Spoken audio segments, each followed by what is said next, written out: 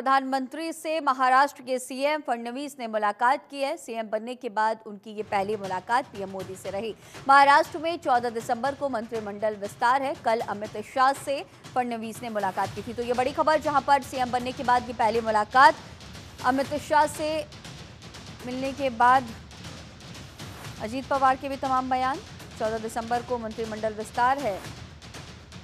कल अमित शाह से फडणवीस मिले थे और अब आज उनकी मुलाकात देश के प्रधानमंत्री नरेंद्र मोदी से हुई है। तो तस्वीरें भी आप देखिए आपकी टीवी स्क्रीन पर, सीएम बनने के बाद ये पहली मुलाकात।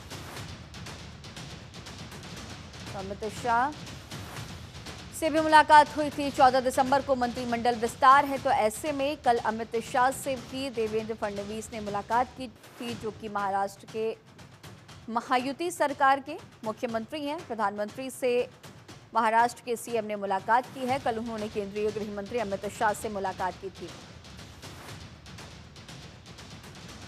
याकरता दिली की 2014 साली त्यांनी त्यांच्या प्रचाराची सुरुवात ही रायगडावर येऊन छत्रपतींना नमन करून केली होती।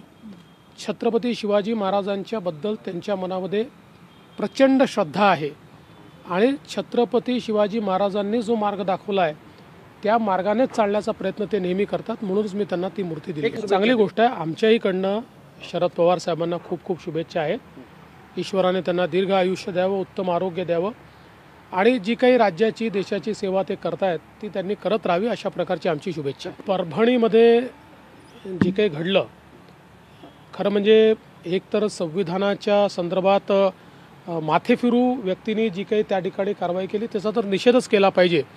मात्र एक गोष्ट निश्चित आहे की तो व्यक्ती माथेफिरू आहे, एक प्रकारे ज्याला आपण ज्याच्यावर मनोरुग्ण म्हणतो अशा प्रकारचा मनोरुग्ण आहे आणि त्याला लगेच अटक झाली। अटक झाल्यानंतर इतक्या मोठ्या प्रमाणात हिंसा होणं हे काही योग्य नाही आहे।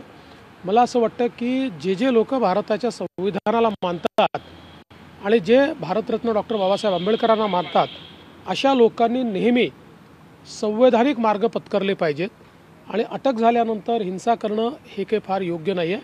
तथापि आता तिथे शांतता आहे आणि भविष्यातही शांतता राहावी असा आमचा प्रयत्न आहे।